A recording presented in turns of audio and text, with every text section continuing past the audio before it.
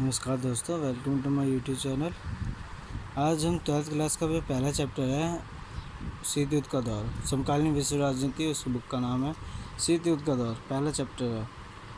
आज हम पहला चैप्टर पढ़ रहे हैं। शीत युद्ध क्या है? पहला क्वेश्चन ये आता है, शीत युद्ध क्या है, ये किन के बीच हुआ था? शीत युद्ध का अर्थ है कि जब महाशक्तियाँ होने के कारण कोई भी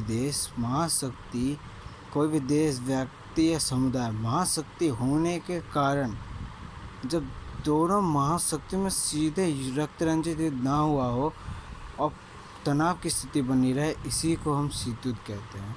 और शीत युद्ध अमेरिका और सोवियत संघ के बीच हुआ था और ये 1945 अर्थात दूसरे विश्व युद्ध के अंत से ही प्रारंभ हुआ और 1991 तक चला, अर्थात 1991 तक चला।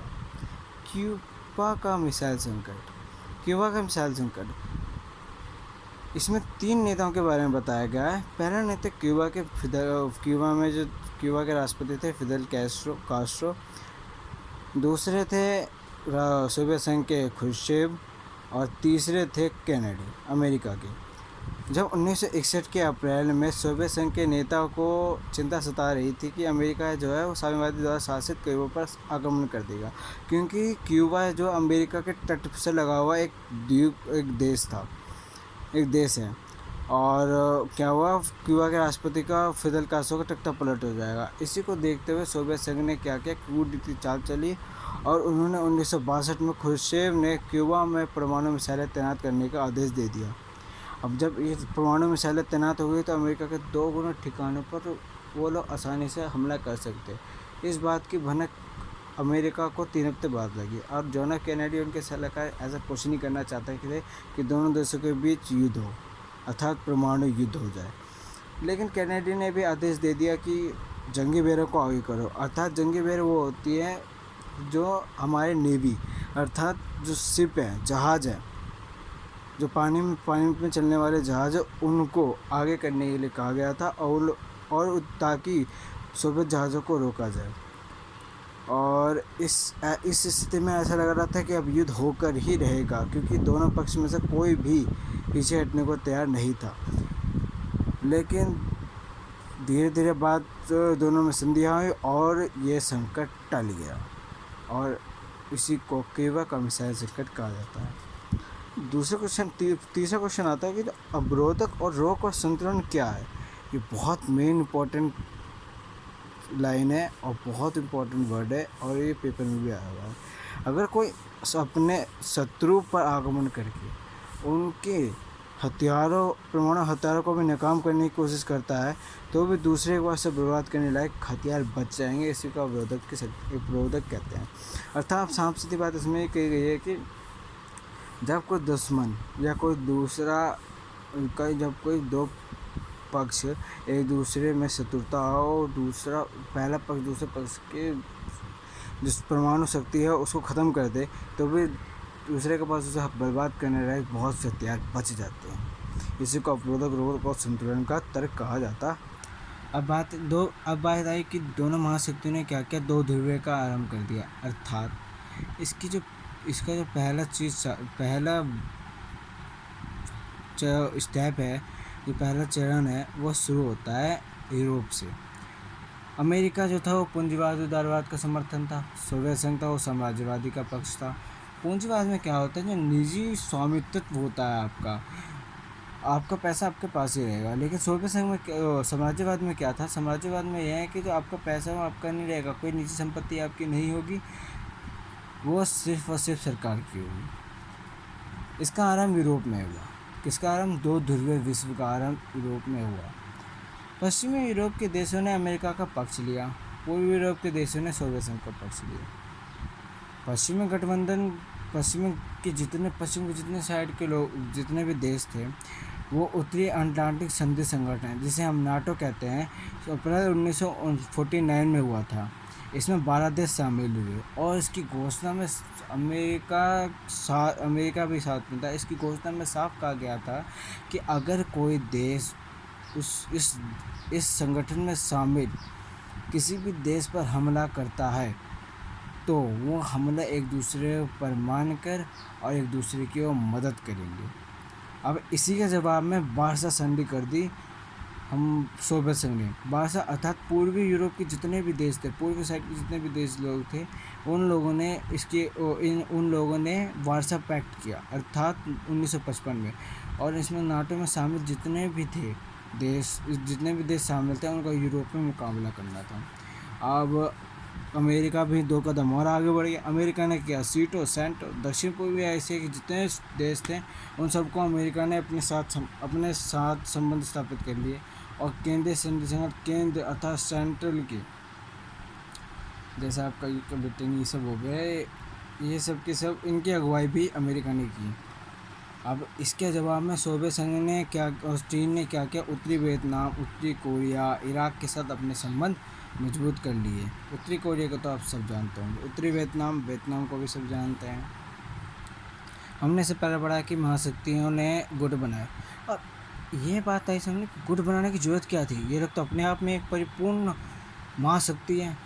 तो पहला इसका कारण है महत्वपूर्ण संसाधन, तेल, खनिज पदार्थ, कोयला, ये सब के सब छोटे छोटे देशों में प्रचुर मात्रा में शामिल थे, जो देश की इकोनॉमी अर्थात उसकी आर्थिक शक्ति का एक महत्वपूर्ण हिस्सा है। भू क्षेत्र, ताकि यहाँ से हथियार और सेना का संचालन कर सके। अगर कहीं लड़ाई हुई या युद्ध हुआ तो वहाँ उस देश से सेना को भेजा जा सके। सैनिक ठिकाने, ताकि एक दूसरे की जासूसी कर सके, जो आज हर बॉर्डर पर होता है।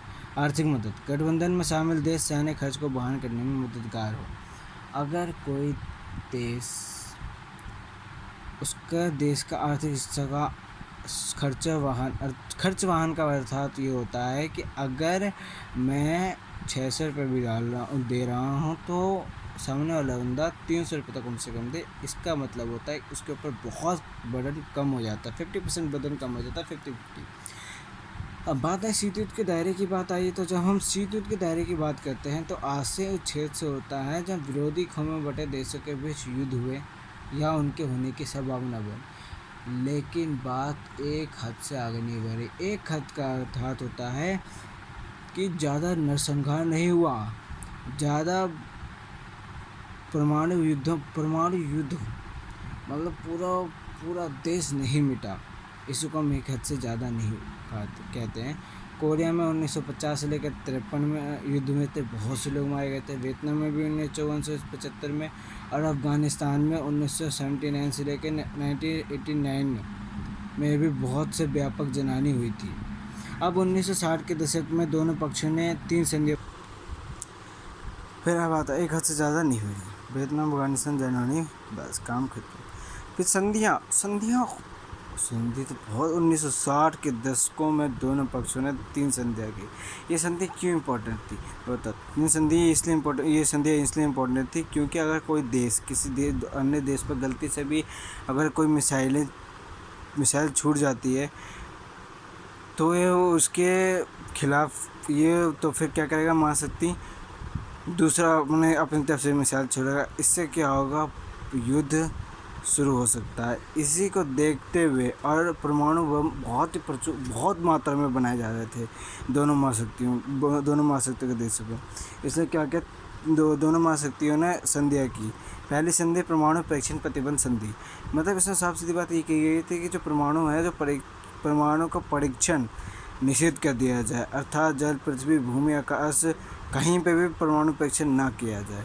जल, पृथ्वी, आकाश, पानी, इसी में विधि। परमाणु अप्रसार संधि। अब परमाणु अप्रसार संधि क्या, तो परमाणु अप्रसार संधि ये कही गया कि जितने भी देश 1960 से पहले जितने भी देशों ने या 1970 से पहले जितने भी देशों ने परमाणु बम बना लिए हैं, उनको छोड़कर कोई देश परमाणु बम ना बनाए, इस पर भारत ने बिल्कुल हस्ताक्षर नहीं किया। परमाणु प्रक्षेप परिसीमन संधि, ABMT, CTBT, NPT। अब इसके बाद कई परिसीमन के लिए वार्ताएं हुई, कई दौरे किए गए, हथियारों पर अंकुश रखते हुए अनेक संधियां की गई। मतलब ऐसी संधियों को कई बार तोड़ा भी गया और बनाया भी गया। साफ सीधी बात ये है। हमने पिछली बार पढ़ा था, पिछले पेज में पढ़ा कि बहुत से देशों का नाटकीय उदय हुआ था। तो दो ध्रुवीय की चुनौती गुटनिरपेक्ष। अब दो ध्रुवीयता को चुनौती किसने दी? गुटनिरपेक्ष आंदोलन। इसकी जो बुनियाद थी, इसकी जो बुनियाद रखी गई थी, उसमें शामिल थे यूगोस्लाविया के जोसेफ ब्रोज टिटो, हमारे भारत के प्रधानमंत्री जवाहरलाल नेहरू, मिस्र के गवाल अब्दुल नासिर, इंडोनेशिया के सुकुर्ना, घाना के बामे एनक्रोबा शामिल थे। और इन सब ने मिलकर 1956 में एक सफल बैठक भी की थी। पहला गुटनिरपेक्ष सम्मेलन जो था वो सन 1961 में बेलग्रेड में हुआ था और इसके अंदर 16 नए अफ्रीकी देश शामिल हुए थे। और इनमें तीन बातों पर बल दिया गया था। पहली बात, इन 5 देशों के बीच सहयोग, अर्थात इस देश में जितने भी देश शामिल हैं इस आंदोलन में, उन सभी के बीच सहयोग हो। दूसरा, शीत युद्ध के प्रसार और उसके बढ़ते हुए दायरे। शीत युद्ध के प्रसार बढ़ते हुए दायरे का मतलब था कि महाशक्तियों के किसी भी खेमे में हमें नहीं मिलना। गुटनिरपेक्ष फलक पर बहुत से नशस्त्र अफ्रीकी देशों का नाटकीय उदय है। सही बात है कि 19द्वितीय विश्व युद्ध के बाद बहुत से देश उपनिवेशवाद से छोड़ दिए गए थे। अब 2006 में हवाना में, जो क्यूबा में है, 14वां सम्मेलन हुआ और इसमें 116 सदस्य देश और 15 पर्यवेक्षक देश शामिल हुए थे गुटनिरपेक्ष आंदोलन में। गुटनिरपेक्ष और तटस्थता में अंतर क्या है?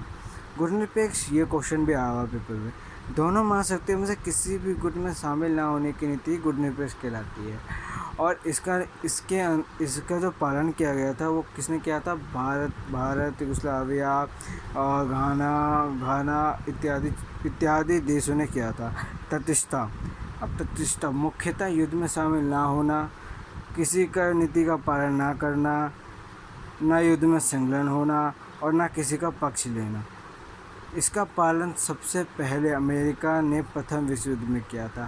साफ सीधी बात यह है कि गुटनिरपेक्ष का मतलब होता है कि किसी भी देश में शामिल ना होना, लेकिन उस देश के द्वारा किए गए अत्याचारों का विरोध कर सकता है। तटस्थता का अर्थ है कि कोई मतलब नहीं, सब सिर्फ और सिर्फ अपने काम से काम मतलब रखा जाता है। इसी को हम तटस्थता कहते हैं, तटस्थता की नीति कहते हैं।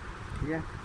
अब जब गुटनिरपेक्ष आंदोलन बन गया और उनकी मात्रा भी अधिक हो गई, तो उस वक्त 1945 में संयुक्त राष्ट्र संघ भी बनाया गया था। उसी में एक प्रस्ताव पारित किया। 1972 में संयुक्त राष्ट्र संघ के व्यापार विकास से संबंधित सम्मेलन हुआ था 1972 में। उसके अंदर united nation conference on trade and development, UNCTAD, इसका फुल फॉर्म है united nation conference on trade and development में towards a new trade policy for development शीर्षक की रिपोर्ट प्रस्तुत की गई थी। इसमें वैश्विक व्यापार प्रणाली को सुधार का प्रस्ताव किया गया था ताकि अल्पविकसित देश भी अपना इसमें योगदान दे सके। इसमें 4 बातों पर मुख्यतः बिंदु लगाई गई थी, इस पर बल दिया गया था। पहला, अल्पविकसित देश है जो अपनी प्राकृतिक संसाधनों पर नियंत्रण प्राप्त होकर जिनका दोहन पश्चिम के देश करते हैं। मतलब जैसे कि हमने पिछले उसमें पढ़ा था थोड़ी देर पहले कि जो महाशक्तियाँ थी वो दूसरे छोटे देशों को इसलिए मिलाती थी ताकि उनके प्राकृतिक संसाधन, तेल, खनिज इत्यादि पर प्रयोग कर सके। इनके पहुँच पश्चिम विदेशों के बाजार तक होगी ताकि व्यापार फ़ायदेमंद होगा। पश्चिमी देश के व्यापार बहुत तेज़ी से फल फूल रहे थे। पश्चिमी देशों से मंगाई जा रही प्रौद्योगिकी की लागत भी कम हो गई। इनकी अल्पविकसित देशों के अंतर्राष्ट्रीय आर्थिक संस्थानों में भूमिका भरेगी। मतलब जितने भी अल्पविकसित देश है उनके जो अंतर्राष्ट्रीय स्तर है उस अंतर्राष्ट्रीय व्यवस्था उसके अंदर इनका स्तर बढ़ेगा, अर्थात ये भी विकास करेंगे। परंतु ये ज़्यादा फला नहीं। 1980 के दशक तक ये मंदा पड़ गया। इसका कारण था कि जितने भी विकसित देश हैं अर्थात दोनों महाशक्तियाँ अर्थात विशेषकर अमेरिका ने इसका पूर्ण तरीके से विरोध किया। और जबकि गुटनिरपेक्ष देशों में इस विरोध के बीच अपनी एकता बनाए रखने के जीतर मेहनत करनी पड़ी थी, क्योंकि ये जब ख़त्म हो गया तो बहुत से लोगों के पास आर्थिक तंगी हो गई थी। इसलिए गुटनिरपेक्ष आंदोलन के जितने भी देश थे उन सभी ने अपने बीच में सहयोग को बनाने के लिए जीतर मेहनत करनी पड़ी। हमारा लास्ट पॉइंट आता है भारत और शीत युद्ध। भारत ने 2 स्तरों पर अपनी भूमिका निभाई थी। क्या स्तर थे? पहला स्तर था कि भारत ने सजा को सचेत रूप से इन दोनों महाशक्तियों को खेमेबंदी से अलग रखा। अर्थात भारत ने क्या किया, जब खेमेबंदी क्या होता है, पक्ष, इन दोनों के पक्ष से बिल्कुल अलग रखा। इस चीज़ पे था, अगर एक महाशक्ति उस पर ध्वज जमाएगी तो दूसरी महाशक्ति का रुख कर सकता था। इसलिए उसने क्या किया, किसी भी महाशक्ति का साथ नहीं दिया और दोनों महाशक्ति भारत को लेकर बेफिक्र नहीं हो सकती थी और ना उसके ऊपर ध्वज जमा सकती थी। पर लेकिन 1971 के युद्ध में ये स्पष्ट हो गया था, जब अमेरिका ने भारत पर हमला, अर्थात पाकिस्तान और हिंदुस्तान का जब युद्ध हुआ 1971 में, तो अमेरिका ने पाकिस्तान का साथ दिया। तो उसी में हमारे देश की प्रधानमंत्री इंदिरा गांधी जी ने 1971 के युद्ध में सोवियत संघ का साथ लिया था। अब भारत ने उपनिवेशों के चंगुल से मुक्त हुए नवसत्तर देशों की महाशक्तियों के खेमे में जाने का पुरजोर विरोध किया ताकि शीत युद्ध को बढ़ावा नहीं मिल सके। और भारत ने शीत युद्ध को फैलने से भी बचाया है और भारत ने घुसपैठ आंदोलन की नींव भी रखी गई थी। इसलिए भारत ने शीत युद्ध में नाम अग्रदूत अर्थात नॉन अलाइनमेंट मूवमेंट घुसपैठ आंदोलन का एक अग्रणी रूप धारण किया है और भारत ने अपने हितों को साधा है। शीत युद्ध, इस पे बहुत से विचारकों का उन्मूलन शामिल था। भारत शीत युद्ध में भारत ने किसी भी महाशक्ति का पक्ष नहीं लिया। बस काम। Thank you. अगर आपको वीडियो अच्छा लगा तो प्लीज़ लाइक एंड सब्सक्राइब कीजिए।